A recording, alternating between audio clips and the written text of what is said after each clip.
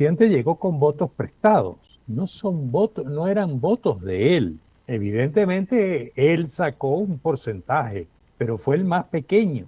El porcentaje más grande lo obtiene porque fue el candidato del expresidente Ricardo Martinelli. Su eslogan central de campaña es "Regresa el Chenchen".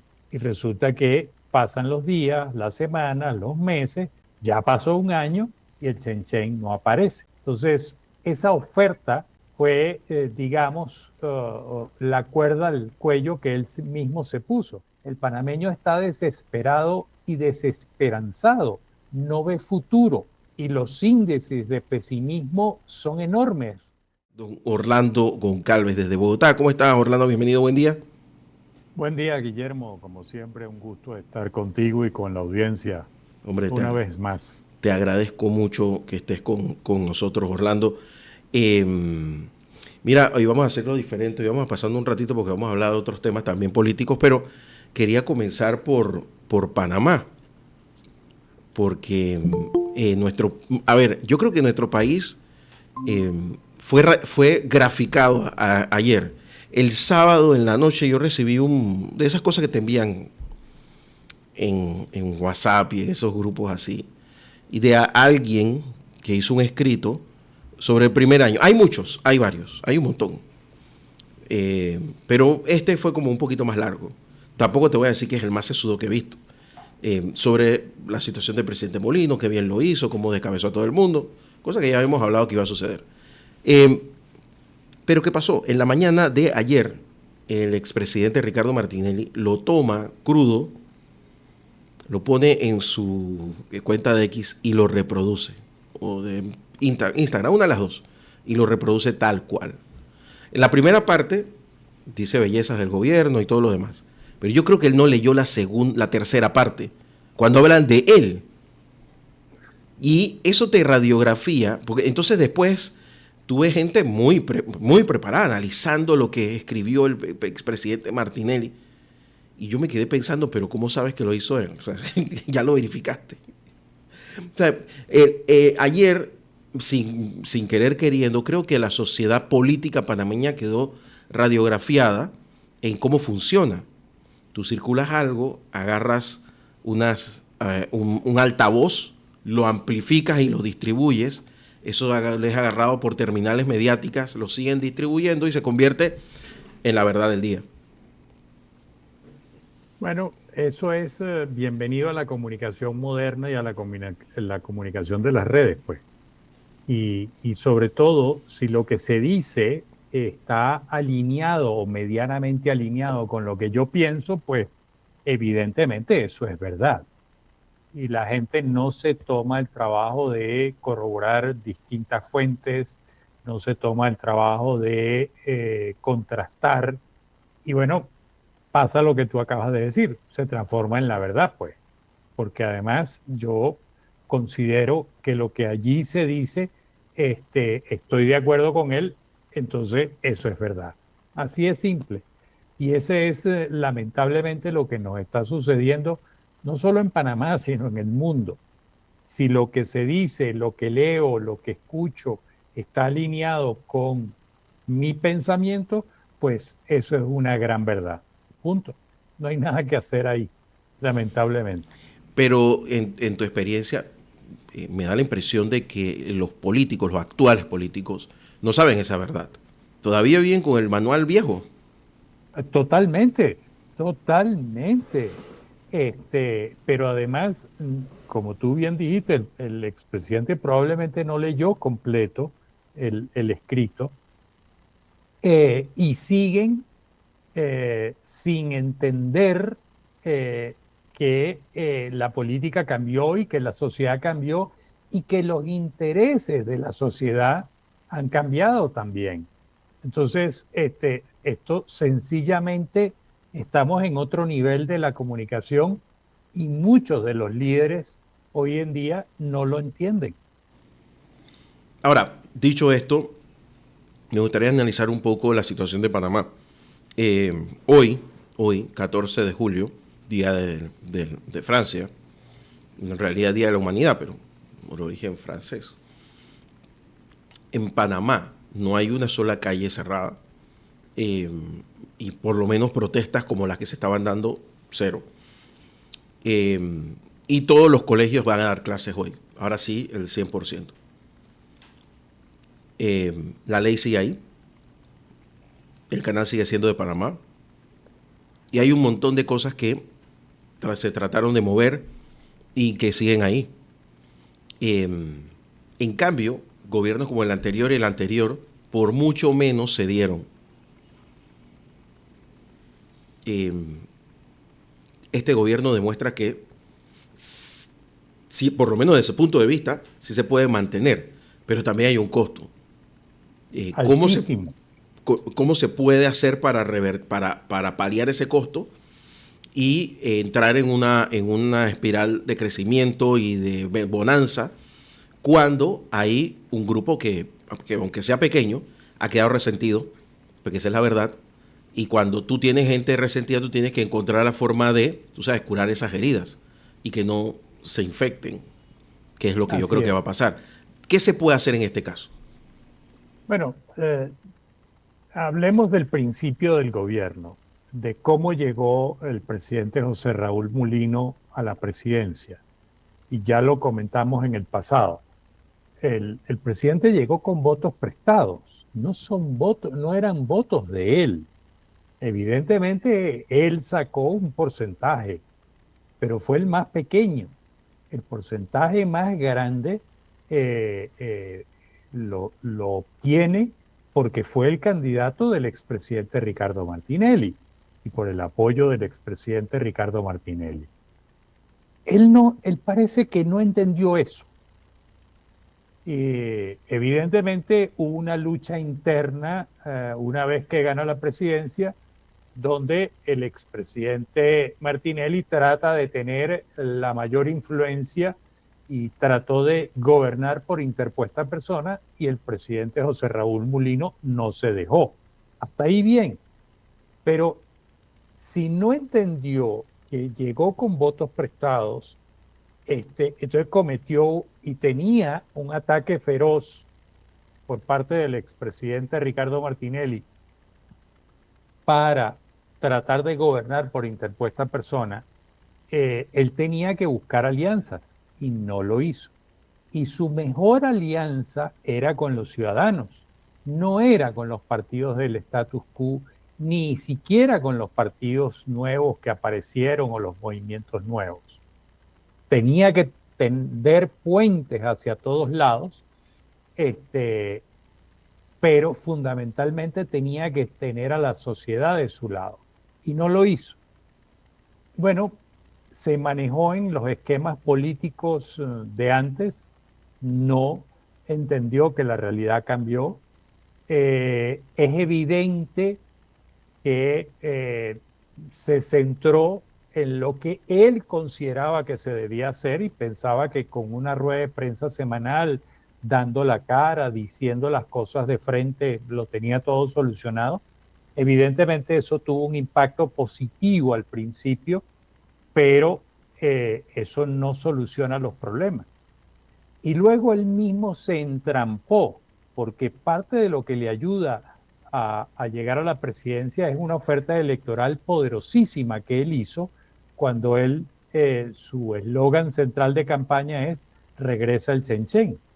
Y resulta que pasan los días, las semanas, los meses, ya pasó un año y el Chenchen no aparece. Entonces, esa oferta fue, digamos, la cuerda al cuello que él mismo se puso. Entonces, hizo todo para ganar la elección, pero ¿y después cómo hacemos para gobernar? El segundo elemento es que tiene un gabinete que probablemente no tiene cintura política, no tiene la experiencia política y ante un conflicto, la fuerza fue la que actuó. Y luego el presidente se sostuvo en sus posiciones y el país se anarquizó. Y eso ha generado el desgaste que se reflejó en la última encuesta de Prodigious Consulting que publicó la Estrella de Panamá. O sea, literalmente casi 9 de cada 10 panameños no aprueban la gestión. Y lo otro que me preocupa, que ya lo venimos diciendo desde enero, hemos venido hablando de esto, de que hay un mar de fondo, hay un malestar social allí que no ha sido resuelto. Las protestas, si bien pudieron tener algún ingrediente político, evidentemente también respondían a un malestar social. Y es que, por ejemplo, cuando yo viví en Panamá, los 5 años que viví, hice varios estudios y una de las cosas que me sorprendió es que los panameños eran cromosómicamente felices. No importaba que la situación estuviera mal, el panameño decía, bueno, sí, la cosa está difícil, pero va a mejorar. Yo consideraba aquello extraordinario, me parecía una característica muy particular y extraordinaria de los panameños. Bueno, eso está desapareciendo. El panameño está desesperado y desesperanzado, no ve futuro y los índices de pesimismo son enormes. Probablemente 7 de cada 10 panameños hoy en día no vean una luz al final del túnel. Entonces, la pregunta es, ¿qué hace el gobierno? Bueno, en primer lugar, tiene que dar la cara y decir, mire, evidentemente el tema del Chenchen se nos enredó.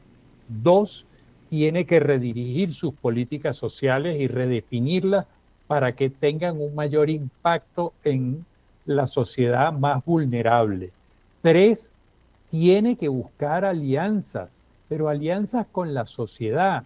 Pero fíjate la discusión que hay en la Asamblea por quién lleva adelante la comisión de credenciales. Entonces, ¿qué está sucediendo allí? La política de siempre, en un país que cambió hace mucho y que todavía muchos líderes siguen sin darse cuenta, actuando. Entonces, ahí es como si el gobierno estuviera hablando en una frecuencia AM y el país estuviera en FM. No hay manera de que se comuniquen y se entiendan. Entonces, ¿qué hacer? Alianza con los ciudadanos, redefinir los programas sociales y luego introducir en el gabinete personas que tengan experiencia política y cintura, habilidad para poder negociar con los otros poderes cómo avanzar en los programas que el gobierno quiere o en los programas que necesita la gente. Y pensando en eso que acabas de decir, lo que me da vueltas es que puede ser también que el panameño pues ya esté cansado por acumulación. Es que ya van varios gobiernos que la cosa no despega. Y aunque no sé, porque no tengo forma de medirlo, siento de que hubo un grupo aliviado de que pues esto haya acabado de la forma que sea. Eh, Incluso respaldando al gobierno, pero no sé si eso es un respaldo fuerte, que es lo que tú dices, ¿no? Que hay que construir un respaldo fuerte, no una cosa efímera. Claro, digamos, el gobierno jugó al desgaste de la protesta y le funcionó, porque bien lo dijiste, hoy no hay protestas, no hay calles cerradas. El problema es que tuvo un altísimo costo político y un altísimo costo en la credibilidad del gobierno. Y eso lo debilita enormemente, sobre todo en materia de gobernabilidad. El que no le crean a un gobierno y no le crean a las instituciones del Estado. Fíjate que la encuesta esta de Prodigious, cuando se le preguntó a la gente en las instituciones que confiaba, la institución más confiable es la Iglesia Católica, pero es apenas para el 13% de los panameños. Y esa es la que más credibilidad tiene y más confianza genera. Entonces, hay una crisis de credibilidad y de confianza del ciudadano con sus instituciones, y eso afecta a todo, afecta al gobierno, afecta a la Asamblea Nacional, afecta al Poder Judicial, afecta al Poder Electoral, afecta a los empresarios. La gran mayoría de los ciudadanos no creen en los empresarios. Entonces, hay una tendencia de un grupo de tratar de reavivar y tratar de hacer ver que el cierre de la mina fue un error económico enorme y que habría que reactivar, pero es que no han sido capaces de hacerle entender a la gente esa situación. Y entonces ese esfuerzo que se está haciendo, lo están haciendo personalidades, lo están haciendo entes que no tienen la confianza de los ciudadanos. Entonces, eso probablemente no termine bien. Ese esfuerzo por reactivar la mina y rescatar la cantidad de empleos enorme que se perdió allí y la cantidad de dinero que dejó de percibir el Estado, probablemente no termine bien porque, de nueva vuelta, el mundo político, y en el político encierro al empresariado también, está por un lado y los ciudadanos están por otro. Y no hay confianza, los ciudadanos no sienten confianza y eso es peligrosísimo. Entonces, hoy no hay protestas. Es perfecto, qué bueno, pero eso no significa que no pueda haber protestas en el futuro y protestas inclusive más violentas. Claro. Bueno, me imagino que el mismo caso para otros proyectos como Río Indio, ¿no? Proyectos que tienen que ver con comunidades y con temas también hasta ideológicos. Claro, pero es que si no es socializado, y socializar no es solo informar, socializar es fundamentalmente escuchar al ciudadano y entender qué piensa el ciudadano y entonces buscar la estrategia correcta para conectar con el ciudadano y que el ciudadano entienda que ese proyecto a la larga le va a beneficiar a él y a su familia. Y eso no se está haciendo. Se están quedando simplemente en los números. La mina nos va a generar tantos números de empleo, la mina va a generar tantos millones de dólares para el Estado, pero ¿eso a mí en qué me beneficia? Que no estoy en la zona de la mina, que no voy a ser empleado de la mina y que no recibo esos millones de dólares. ¿En qué me beneficia? ¿Cómo me conecto yo con esa realidad? No existe ese puente se rompió antes de la elección, cuando hubo la protesta contra la mina, y al día de hoy no ha sido reparado ese puente, con otro agravante, que es que ahora, por un lado, la población le dio el respaldo al presidente Mulino y lo eligió, y le dio el respaldo a un movimiento joven para llevar a diputados diferentes, entre comillas, a la Asamblea, y resulta que los dos, y lo digo con absoluta responsabilidad y asumo mi responsabilidad en esto, los dos han defraudado a la gente. Y por un lado, el presidente no ha podido cumplir su gran oferta electoral del regreso del Chen, y por el otro lado, este grupo de Vamos, que comienza a desintegrarse aceleradamente, eh, pues tampoco le responde a la sociedad. Y lo veo agravado incluso en ex candidatos presidenciales y partidos políticos también. O sea, el Así desgaste es. de ellos es muy brutal. O sea, ahora mismo la sociedad política está en la lona, para ponerlo graficarlo lo mejor posible. Siguen anclados en lo político y discutiendo temas políticos y no discutiendo temas de los ciudadanos. ¿Cuáles son los problemas de los ciudadanos y cómo nosotros, como ente político, podemos ayudar a resolver los problemas de los ciudadanos, a aliviar la carga que llevan, a mejorar su calidad de vida? Y eso, reitero, es terrible. En tu programa, estando allí, recién pasada la elección, yo te dije, y lo dije al aire, probablemente el presidente Mulino sea el último presidente del status quo. Probablemente en 2029 pueda venir un antisistema.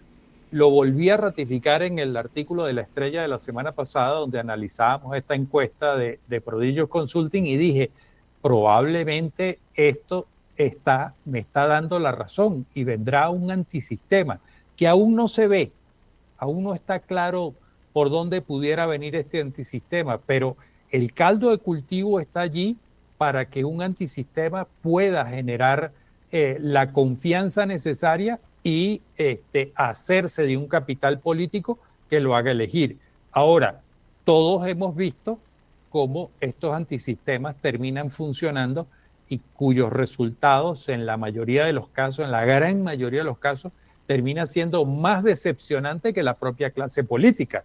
Entonces, son las apuestas que hacen los pueblos ante el desespero y ante la insatisfacción y no encontrar salidas, hacen estas apuestas locas por los antisistemas y bueno, después habrá que pagar las consecuencias.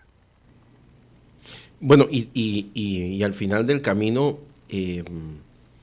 da pie a, bueno, como tú lo decías, ¿no? A estos outsiders que por ahora no se ve ninguno. Pero sabes que sí hay mucha plata corriendo para apostar aquí a algo. Y eso es mi miedo. Porque es probable que alguien diga, bueno, este caballo. Y ya lo vimos con Chávez.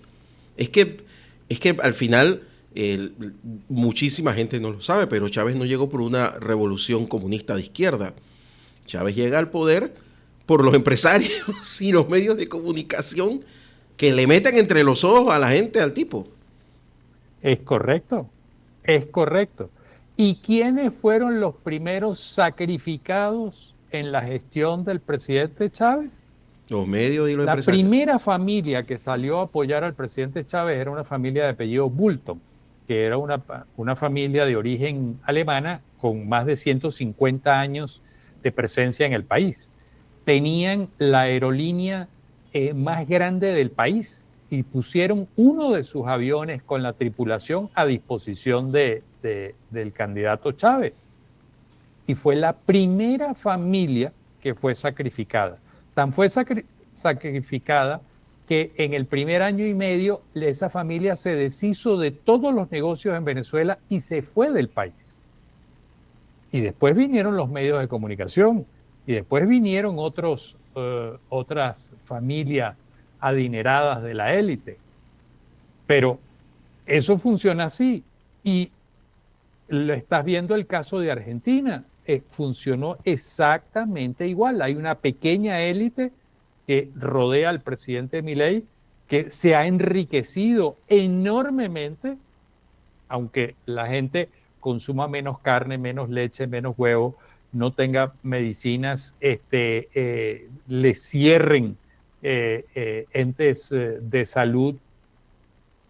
Lo mismo sucedió en Brasil con Bolsonaro, una pequeña élite se enriqueció. Lo mismo estamos viendo en los Estados Unidos con el presidente Trump, solo que ahí es un poquito más descarado. Es el propio presidente el que ha aumentado, según dicen algunas fuentes, en 40% su fortuna desde que es presidente de la República. Estamos hablando de que en 6 meses aumentó 40% su fortuna. Entonces, los antisistemas, en la gran mayoría de los casos, terminan siendo más dañinos, son peor el remedio que la enfermedad. Interesante. Oye, déjame ir a la pausa, mi estimado Orlando Goncalves, y al regresar, déjame hablar un poco del tema internacional, que nos hemos ido con Panamá y no lo hemos hecho. Así que, don Diego, vamos a la pausa y regresamos. Esta es La Mañana en Compo Radio Ancon.